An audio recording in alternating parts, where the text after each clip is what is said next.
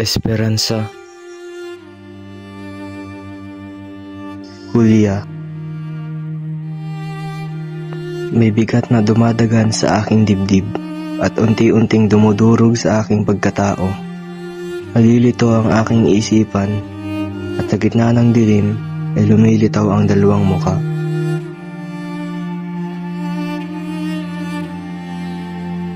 Alfredo!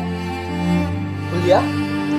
Esperanza, Julia, at ang magulong buhay na ako mismo ang lumikha. Papa, kailan po kayo nila isasagawang pag-isang dibdib? Hindi ka pa batid. Hindi pa gaanong malinaw kay Alfredo. Ngunit naintindihan ko sa Esperanza na nais niya nang gawin ito sa susunod na buwan. Ano po kayong dahilan? Bakit hindi pa siya makapagpasya? Mahigit 3 po na siya hindi dito. At binata pa rin. Siguradong pagod na si Esperanza sa pagbutan. Mukhang hindi rin naman siya nagmamadali. Paano magmamadali ang babae kung hindi naman siya pinagmamadali ng lalaki? Papa, naalala niyo po ba kung gaano karagdaw ang kanyang pagmamahal? Pagmamahal? Kanino? Aba, syempre kay Esperanza. Sa akin pong pagkakaalam, walang ibang nakarelasyon si Alfredo. Nung nagsisimula pa lang ang kanilang pag-iibigan, ito'y puno ng sulat, kundiman, bulaklak, tula, at mga ganoong bagay.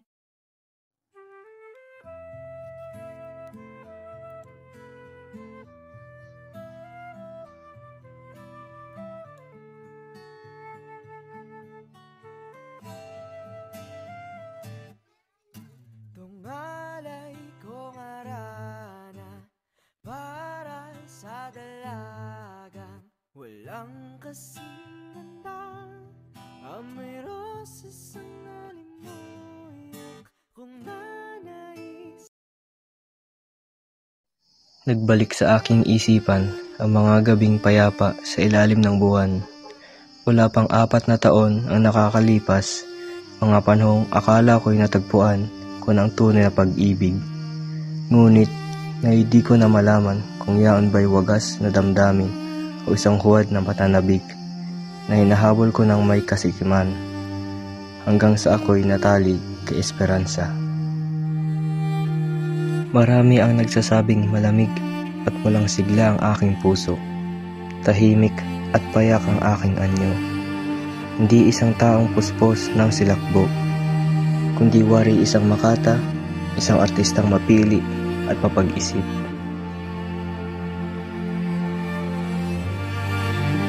Sa wari ko, ganyan ang matagal ng magkasintahan. Mainit ngayon, malamig kinabukasan. Ang katotohanan ng pinatagal nila ang kasunduan. May tanda lang marahil ang kalamigan ng damdamin ng isa o marahil nilang dalawa. Ang itong binanggit mo ay likas lamang sa pasimula. Bukod pa roon, ito ang huling panahon ng kabataan ni Alfredo. Isang huling bugso ng maalab na damdamin.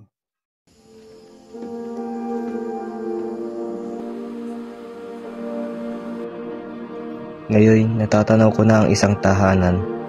Tahanang 6 na linggo pa lamang ang nakakaraan ay walang kabuluhan sa akin kundi tirahan ng mga Del Valle. At noon, si Julio Salas ay hindi ko man lamang kilala. Bumisita muna tayo kay Judge Del Valle. Minsan, mabuti rin ang magpahinga ng isip.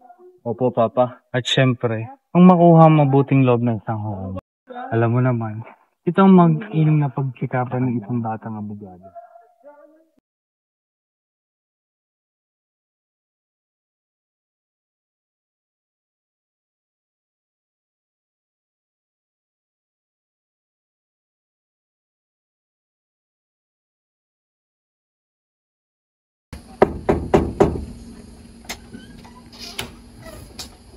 Magandang araw po. Tuloy po kayo.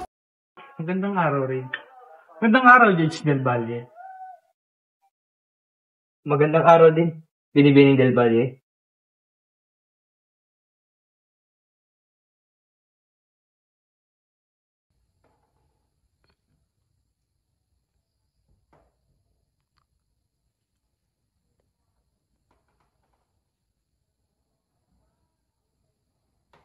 Napakagaling, di ba?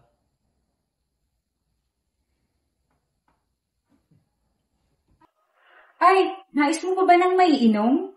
Hindi na. Maraming salamat, Binibining Del Valle. Magkakilala na ba kayo? Hindi po ba siya si Binibining del Valle, ang inyong kapatid? Alfredo, hindi siya ang kapatid ng hukom. Siya ang kanyang hipag, si Julia Salas. Ganun po ba? Patawad. Walang anuman iyon.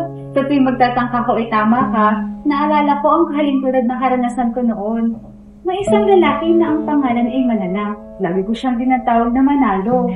Pagkaraan ng 10 beses, bigla siyang tumayo at sinabi, "Oo manhin, ngunit ang pangalan ko ay Manalang." Manalang, alam mo ba, hindi ko siya napatawad kailanman. Natuklasan ko na ang pinakamabuting gawin sa ganung pagkakataon ay magpanggap ng walang naririnig at hayaan ng kabilang panig na lamang ang makadiskubre ng kanyang pagkakabiling tanda ng sarili. Gaya ng ginagawa ko ngayon. Ngunit napansin kong aliw na aliw ka tuwing... Iniisip pa sa ginawang Manalang. Ay, mukhang nakakaabala tayo sa kanila. Nais mo bang mag-usap sa labas? Ito ang una naming pagkikita. Si Julia ay may kaakit-akit na anyo at kasiglahan sa mukha at kilos. Lagi siyang ngumingiti nang may halatang tawa. Pagkatapos ng misa tuwing linggo, lagi kaming pumabalik sa bahay ng hukom. Habang sila'y mag-ahadres, kami naman ay maligayang nagkikwentuhan. Hindi ko namamalayan sa bawat pag-uusap namin, unti-unti niyang makukuha ang aking pansit at damdamin. At nagiging bahagi ng aking araw ang mga sandaling iyon.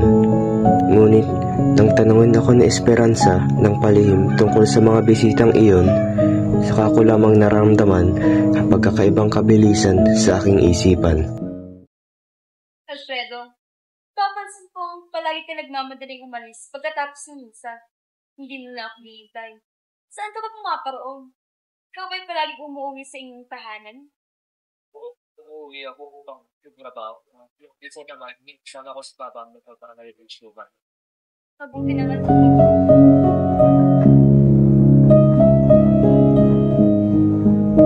Hindi ugali ni Esperanza ang manibugho.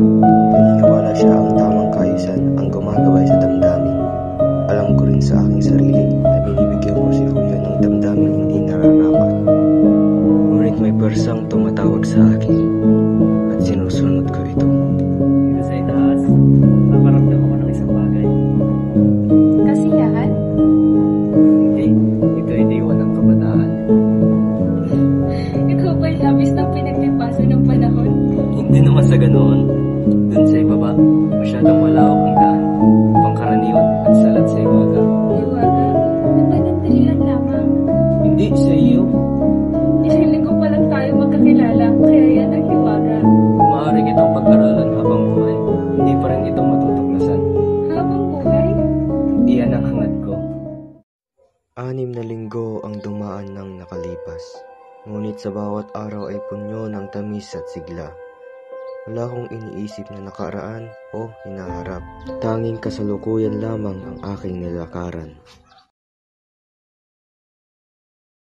Naisa na kitang imbitahin sa aking bahay pahingahan. Magandang bagay yan upang makapagliwaliw.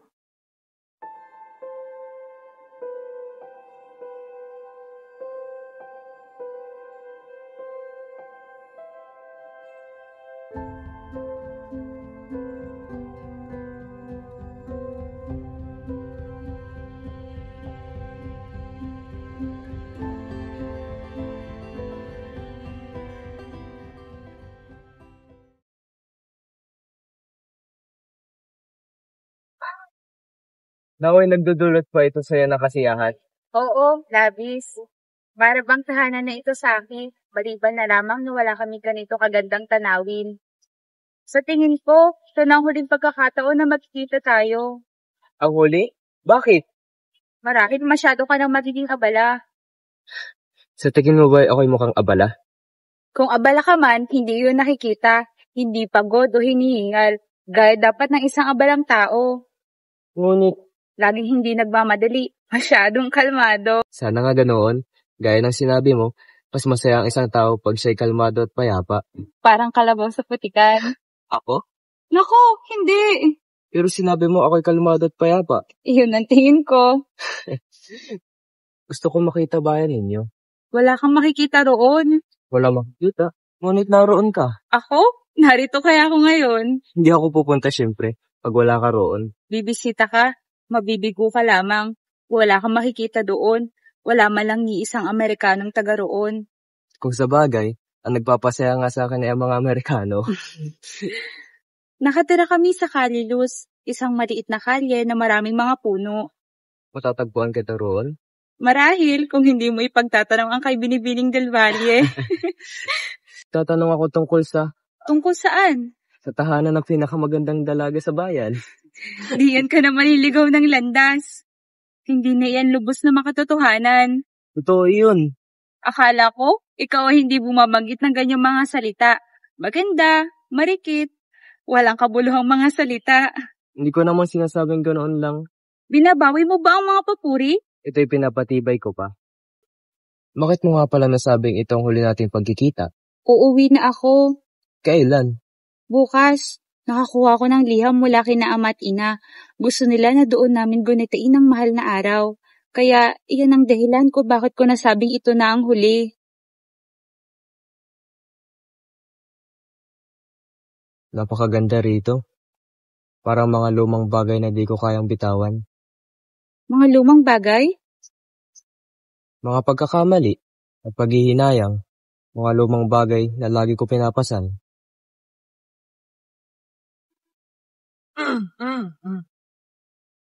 Paalam.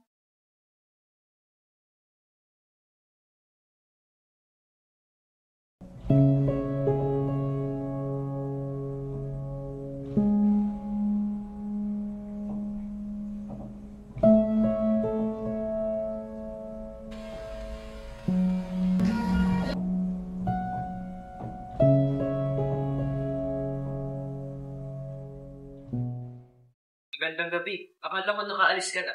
Hindi pa. Nais ng aking kapatid na hintay silang matapos. Siya nga pala, Ginoong Salazar, binabali ka sa nararapit ng kasal. Sana maging masaya kayo at pagpalain.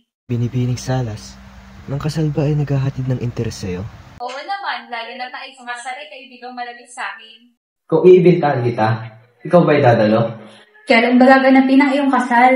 Sa buwan ng Mayo. Bueno, sabi nila kapag ikinakasal sa buwan ng Mayo, naghahatid daw ito ng kaligayahan. Ikaw ba'y babalik dito para sa aking kasal? Bakit naman hindi? Kung ako'y iniimbitahan, darating ako, pangako yan. Kung kayo'y iimbitahan kita, Julia.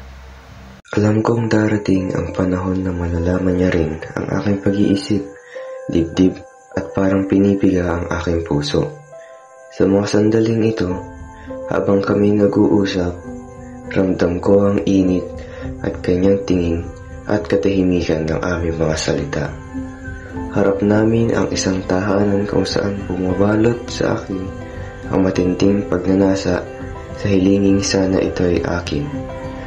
Maglaho na ang lahat ng kalituhan at ang babaeng ito ay matagal ko ng asawa na siyang kasama ko sa payapang tahanan. Julieta, naranasan mo na bang pumili sa isang bagay na nais mong gawin at dapat mong gawin? Hindi pa. Kung ganon, mapalad ka dahil hindi mo pa nararanasan ang sitwasyon ng lalaking ito. Sigurado ba ang lalaki sa dapat niyang gawin? Hindi ko alam, Julieta.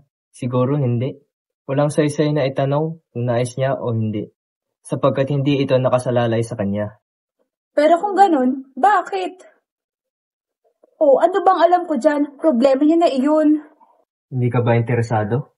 Bakit ako? Kailangan ko na magpaalam Ginoong Salazar. Narito na tayo. Nasambit na ba ang huling salita? Marahil ay oo.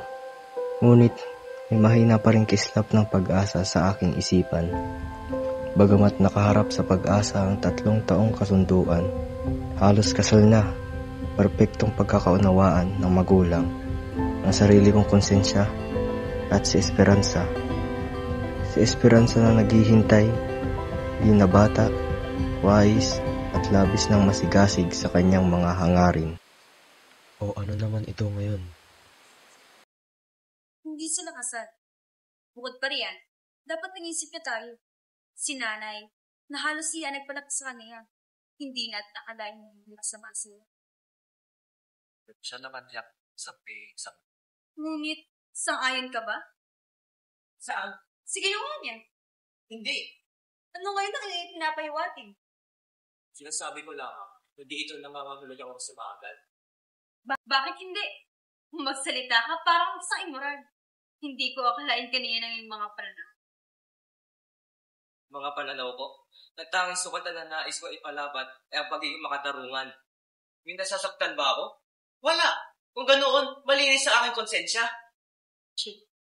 Ang magpisit sa isang lalaking hindi niya asawa, iyan ba tinutukoy mo? Maaaring mali, maaaring din hindi. Nasaktan na tayo! Siya naging walang utang na loob! Ang problema sa iyo, Esperanza, ikaw ay... Bakit ka nagagalit? Hindi kita maintindihan! Sa palagay ko, alam ko ang dahilan kung bakit itong mga nakaraan ay nananamig ka sa akin. Hindi ako bulag o bingi. Nakikita narinig ko ang mga bagay na marahil pinipilit mo sa akin. Bakit hindi mo na lang sabihin ng lantaran bago pa mahuli ang lahat? Hindi mo kailangang isipin ako at ang sasabihin ng iba. Ano nga ba ang sasabihin ng mga tao? Ano pa ba ang hindi nila sinasabi kapag ang mahabang kasunduan ay nasira halos sa besperas ng kasal? Oo, sinisikap na tao maging patas ayon sa kanyang taningin. Ngunit ibang mahirap. Ano ang ibig kong sabihin? Ano man ang kakulangan ko at tiyak na lang sa paningin mo ay hindi ko kailanman hinanap sa iba. Esperanza, sa pagpalagay na. Ang ibig kong sabihin ay binabawi mo ang iyong mga salita. Kung napagod ka na, bakit hindi mo lang sabihin na nagsawa ka na sa akin?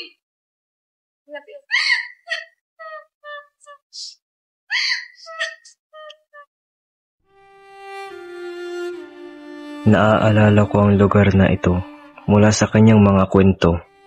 Tahimik, tago, at napapaligiran ng puno. Hanggang ngayon, patuloy pa rin siyang sumasagi sa aking isipan, lalo na ang kanyang matamis na ngiti. Kamusta na kaya siya? Matatagpuan ko pa kaya siya dito? Kahit ang dahilan ng aking pagparito ay dahil sa aking trabaho, hindi ko maiwasang hanapin ka upang masagot ang mga paano, kung at bakit na walang taon ko nang tinatanong sa kawalan. At ngayon nakita na kita, sigurado na ako. Sa 8 taon na lumipas, ang puso ko'y napuno ng tanong at pangungulila. Maraming bakit ang sumiklab, maraming sagot ang hinanap. At sa duloy aking naunawaan na tanging pagmamahal ang nakapagpakalma sa pusong nagdududa. Lubos kong ipinagpapasalamat na sa kabila ng hirap at kawalang kasiguraduhan, ako'y hindi sumuko. At hanggang ngayon ay bitbit ko ang pag-ibig na kay tagal kong iningatan.